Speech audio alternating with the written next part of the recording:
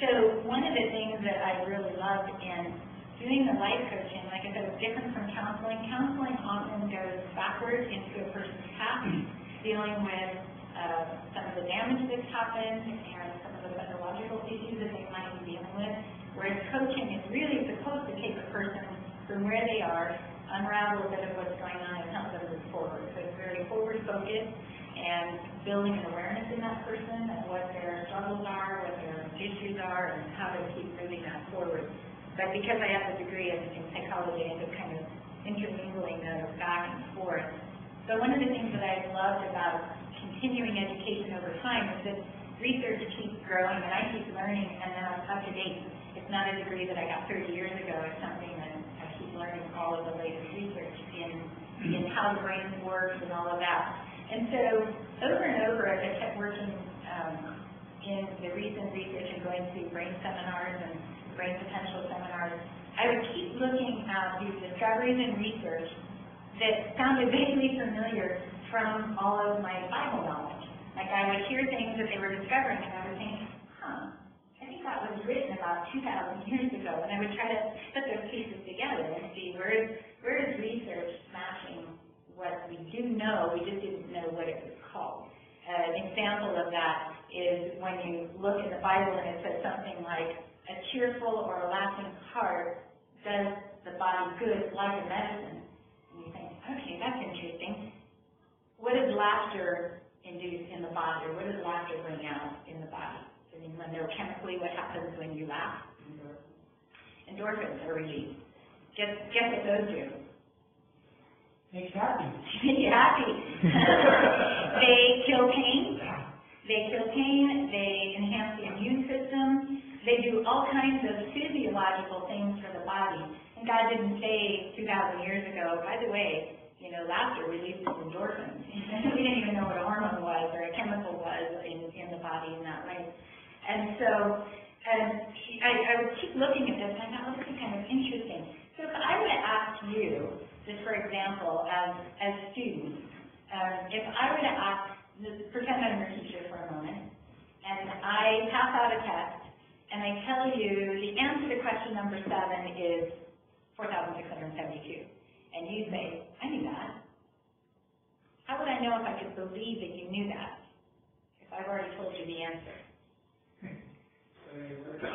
Pardon? You can show your work. You can show your work? Okay. So that you must have done work before I answered you, right? Yeah. So you would have to show me before I gave you the answer that you knew this, right?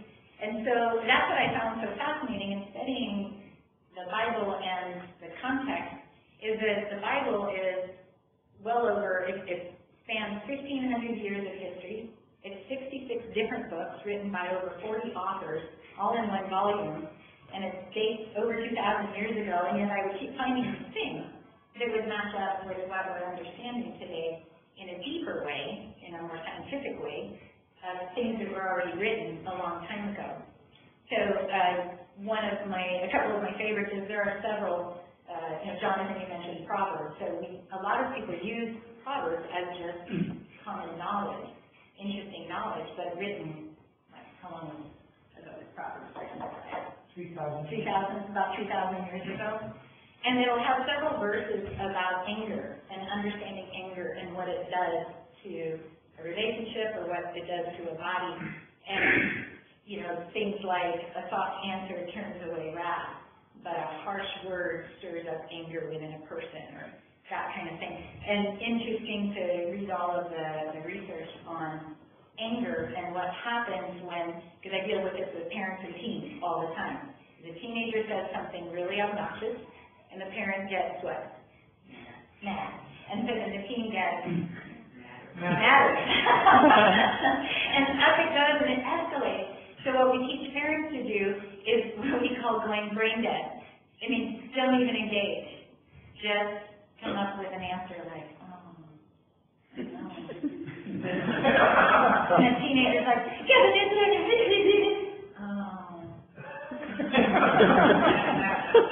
This lady. And what they find out what's really going on is the teenagers already have an underdeveloped prefrontal cortex. which is where logic and reasoning takes place. Thinking, logic, reason, all of that. So they're already underdeveloped. We used to think they were developed by about 13. We're finding out using fMRI research over time that the teen brain does not develop until about 23 in a girl. Sorry guys, about 25 in a guy. They're a little bit behind. So, and what they find is that when we react emotionally, we react from the amygdala of the brain, which puts us into a fight or flight response. But when you go into fight or flight, does anybody know what that does in your body? What happens when you go into that adrenaline response? What are some of the things that kick in? Sweating? Heart rate goes up? Blood pressure up? Muscles get incredible bursts of energy so that you can lift the car off of the child, etc. So all kinds of things happen in what's called the sympathetic nervous system. And so what that child then, the teenager, goes into is a fight or flight response. The part of the brain that shuts down, however, is the prefrontal cortex where all logic and reasoning comes from. So you've got a teenager arguing, they're already deficient in the logic and reasoning, and then they get angry and up it goes and they're even more deficient in the logic and reasoning, and a parent tries to reason with them. And then so when you bring that all down, what do you know? A soft answer turns away wrath and does not stir up anger in the system. And one of my favorites is the verse, the section in Philippians that says, do not be anxious. So hold on to that anxious in today's anxiety-laden world. Do not be anxious about anything, but in every situation, by prayer and petition, with thanksgiving, present your request to God. And the peace of God, which transcends all understanding, will guard your hearts and your minds in Christ Jesus. Finally, whatever is true, whatever is noble, whatever is right, whatever is pure, whatever is lovely, whatever is admirable, if anything is excellent or praiseworthy, think about such things. So, again, research is now showing, and Berkeley has some great research called the gratitude research. And what they're discovering, looking at all of the systems in the body and in the brain, that if you can take a depressed person or a person struggling with anxiety and actually have them, no chemicals involved, but just write gratitude journals at night, every night before sleeping, 5 things that person is grateful for, within a very short span of time, 2 weeks to a month, they will actually be chemically altered in their stress levels, their anxiety levels, and the decision-making in difficult situations that they're going through. So I remember being in college 30 years ago and hearing that in Japan, they had, it was a health class that I was in Japan, they would do clinics for people suffering from depression, but instead of chemicals, what they were experimenting with is the only thing that those people could do besides eat well and sleep well, because that would help the body a whole lot, is they were given a stack of thank you notes. And the only thing they could do all day long is write thank you notes to people. Now that was 30 years ago, and now Berkeley is coming out with all this research on gratitude and thankfulness. And really, that's what it's studying, is discovering that when we approach God and life with thanksgiving, it actually creates or stops anxiety and gives a peace in the system that is beyond any sort of understanding. Like, it doesn't make sense, but it works. So, like I said, I just find it all fascinating when I get to see how research in psychology is matching theology, and I can kind of put those two together in a field that I love doing. So, is this my final career? I have no idea. But I do love working with families and, like I said, kind of untangling the mysteries of the family dynamic and the relationships and the physiology of what's going on, and helping people figure out where it is that they need to be based on their giftedness and their skills and their family of origin issues and their cultural background and their educational background, and be able to find that person that fits as they move forward in their careers. So I watching my journey throughout life has been a fantastic path to this point.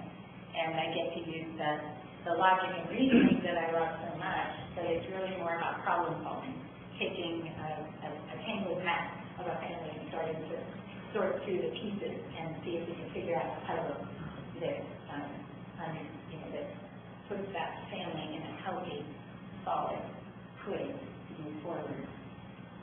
So each of you has a unique combination. I was getting to talk to this table, but each of you has a fascinating combination of background, what country you're from, what your dreams are, what your hopes are, what your educational experience is, what you'd like to do with it.